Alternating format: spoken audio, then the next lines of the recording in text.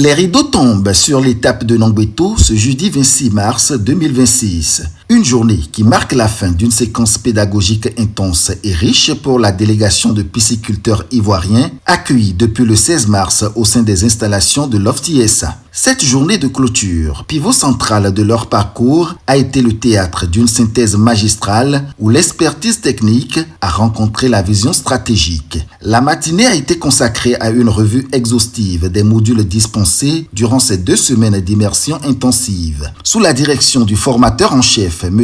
Toyi Mfede, les échanges ont permis de cristalliser les acquis théoriques et de lever les dernières zones d'ombre sur les réalités du terrain. En pédagogue émérite, M. Mfede a rappelé avec insistance les piliers de cette formation hybride où la rigueur de la pratique a constamment nourri la pertinence des concepts scientifiques. Au terme des différents modules que nous avons passés ici, il est à retenir que la biosécurité, très loin d'être seulement un mot, c'est un mode de vie, c'est un investissement. Et en tant qu'entrepreneur, choisir d'opter pour l'application des mesures biosécuritaires, c'est opter pour la durabilité et la rentabilité de son entreprise. Et opter pour les mesures biosécuritaires, cela nous impose de se rassurer de la qualité de l'eau. Donc entre nous, nous sommes partagés les expériences. Également, tout ce que nous devons faire, nous avons pour obligation de documenter pour raison de traçabilité. Il y a eu des séances en salle, la théorie, mais nous avons aussi fait beaucoup de séances pratiques. Pratiques sur le terrain et pratiques aussi entre nous en atelier pour échanger, développer nos idées et les confronter par rapport à la réalité de la Côte d'Ivoire. Porté par l'émotion d'un accueil sans faille, le chef de mission de la délégation ivoirienne a exprimé une gratitude profonde envers tout le personnel de l'OFTI-SA, singulièrement à son PCA, qui est un modèle d'entrepreneur visionnaire, éclairé et emblématique. Vraiment, l'accueil a été tout s'est très bien passé.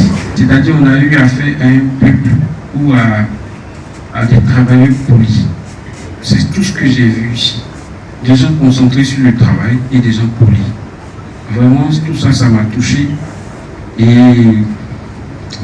je répare ici avec un grand respect pour le Togo. Et il faut que je le dise à tous les niveaux. Et ce qui m'a aussi fasciné, que je garde en tête, c'est la détermination du patron. On n'était pas là.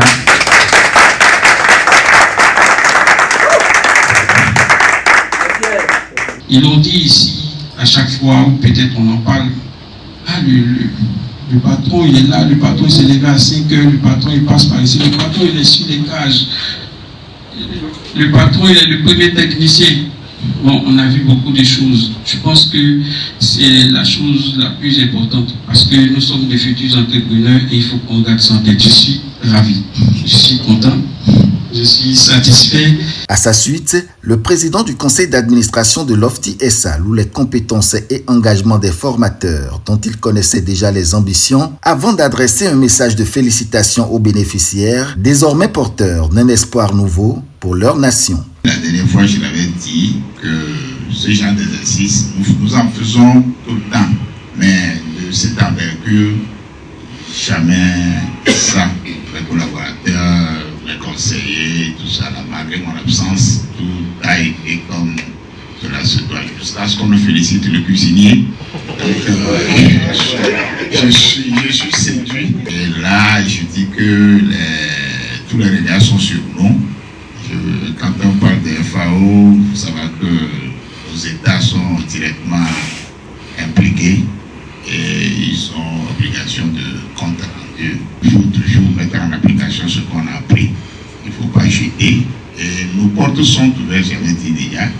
À tout moment qu'il y a quoi que ce soit, n'hésitez pas à faire chose. Je vais demander à mon DAF de vous partager ma compliment carte et qui peut m'envoyer de mail ou m'appeler directement, il n'y a aucun souci. L'émotion était à son comble au terme des derniers mots prononcés. Les visages, bien que marqués par la fatigue d'un travail acharné, rayonnaient d'allégresse et de fierté. Mais l'aventure ne s'arrête pas ici. La délégation met désormais le cap sur Lomé où le programme prévoit des visites institutionnelles avant la grande cérémonie de clôture qui s'annonce comme une célébration de haut vol à la mesure des prouesses accomplies durant cette quinzaine historique qui restera dans les annales de la société.